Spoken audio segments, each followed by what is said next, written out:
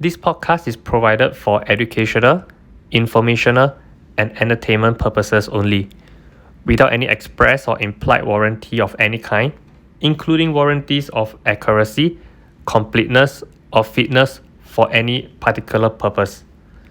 The information contained in or provided from or through this podcast is not intended to be and does not constitute as financial advice, investment advice, trading advice, or any other form of advice. The information in this podcast is general in nature and is not specific to you, the users, or anyone else. You should not make any decisions, be it financial, investment, trading, or otherwise, based on any of the information presented in this podcast without undertaking independent due diligence and consultation with a professional broker or financial advisory. You understand that you are using any and all information shared in this podcast at your own risk.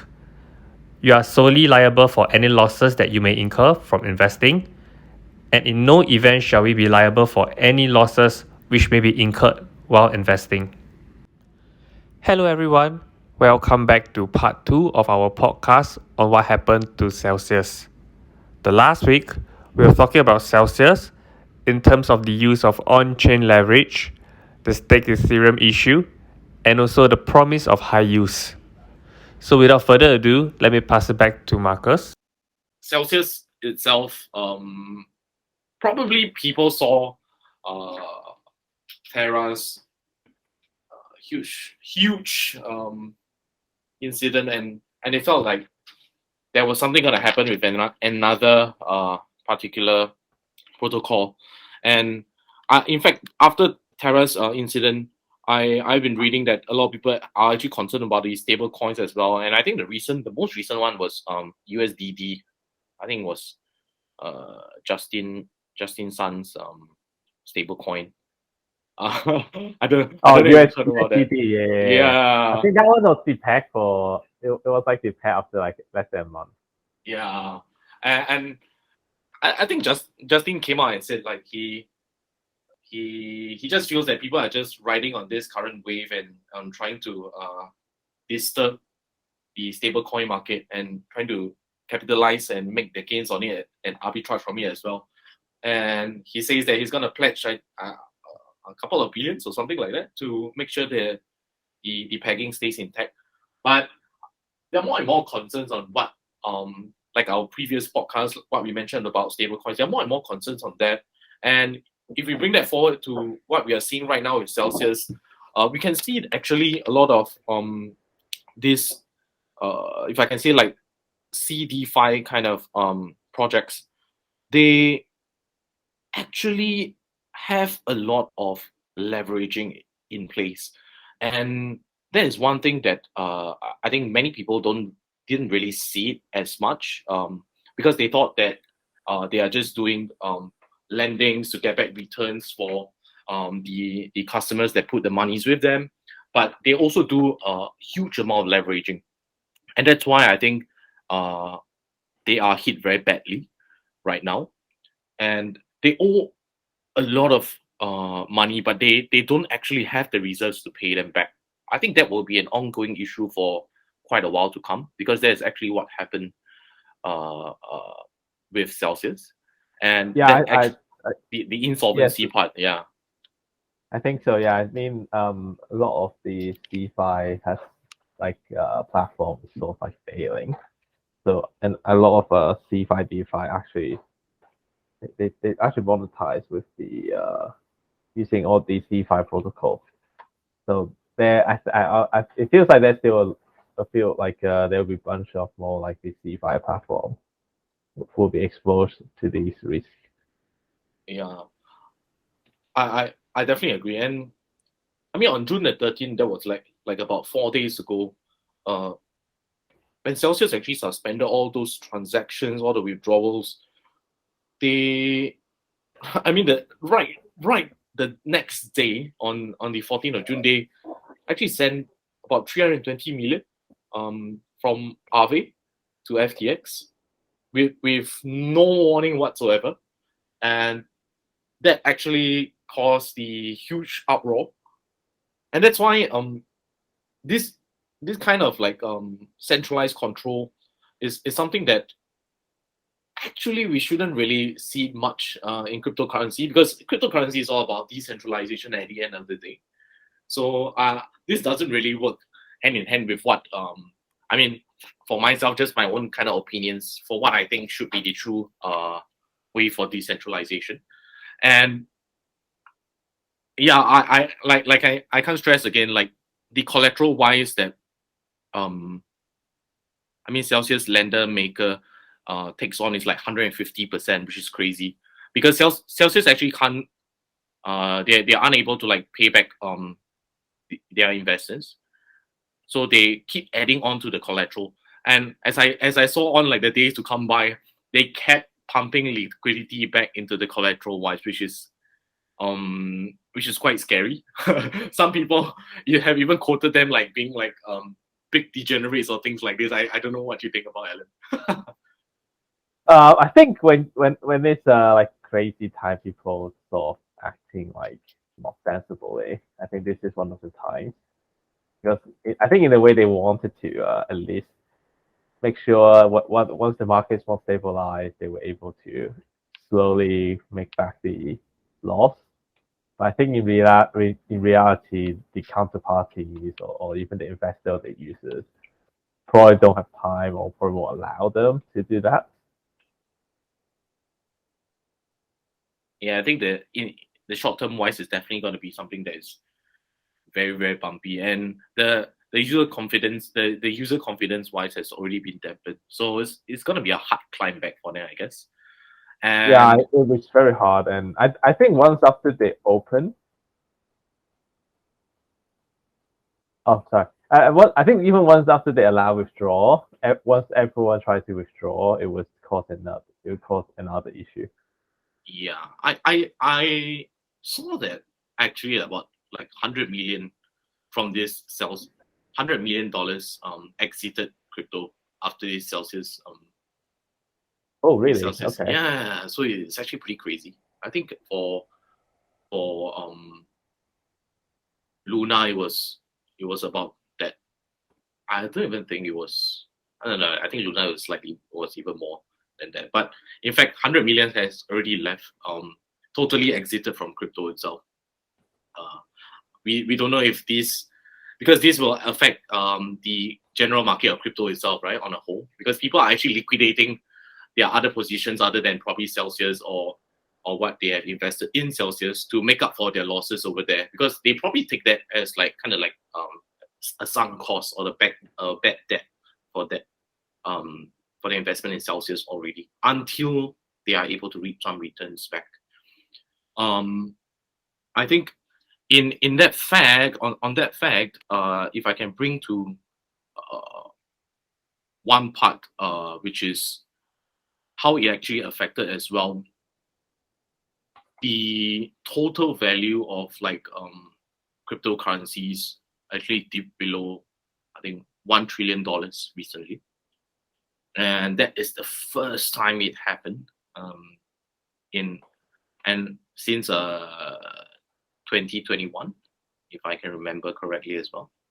And this actually this is actually a contagion, if I can quote some of the articles out there that they say. I'm not trying to be exceptionally bearish on the market right now or play it down, but I think it's going to be a long road. And I think for bear markets especially, we always see that there is some kind of way of exposing like previously hidden weaknesses or over leveraged projects. So it's definitely possible that we can see such events. And in the past, I mean, projects that you've seen probably done very well as well. We never actually know what they are 100% dabbled into as well, or what they are doing behind the scenes. But bear markets usually puts the stress on all these projects. And we can definitely see the good ones coming out of it even stronger, and the bad ones probably being sieved out at the end of the day.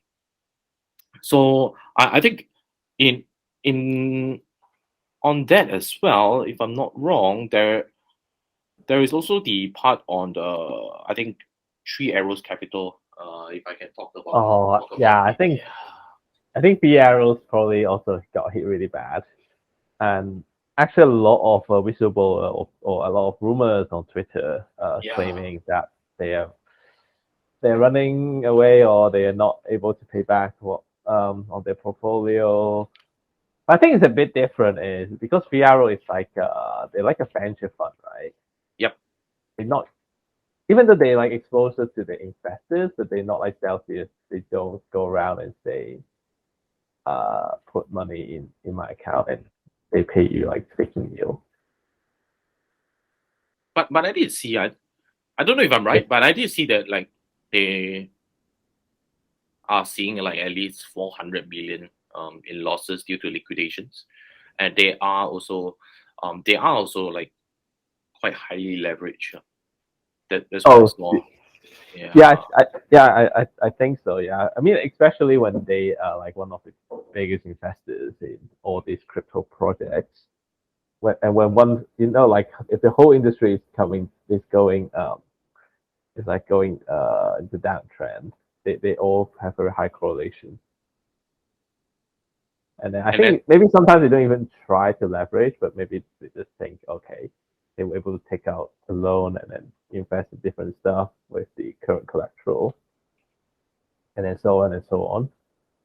And then once it falls, everything falls with it. yeah. Do you agree, Alan? Do you agree, Alan, that a lot of them are actually trying to find liquidity right now? I've been seeing like in the market, most of them are just trying to scrap for some sort of liquidity so that they can uphold whatever they have promised in the past. Yeah, I think it will be hard, especially. I think it's very hard to find liquidity to support. I think liquidity wise is definitely one of the ongoing issues that I think Terra and Celsius right now has brought up. And Because people look to see what what happened to Terra in UST, right? It actually literally went down to ground. It was yep, super hard to find anyone to try to help with because the potential risk is completely not like unless they had a really really good recovery plan. and yeah, I think in terms of crypto wise as a whole, do you think that users should try to hold custody of their assets more rather than place it on a third party DeFi platform, which we should know that there is almost like a big amount of risk whenever you do so. I mean, I think you you either choose the one you trust, or if not, probably yeah, holding it in your own like cold wallet or would be probably the best idea.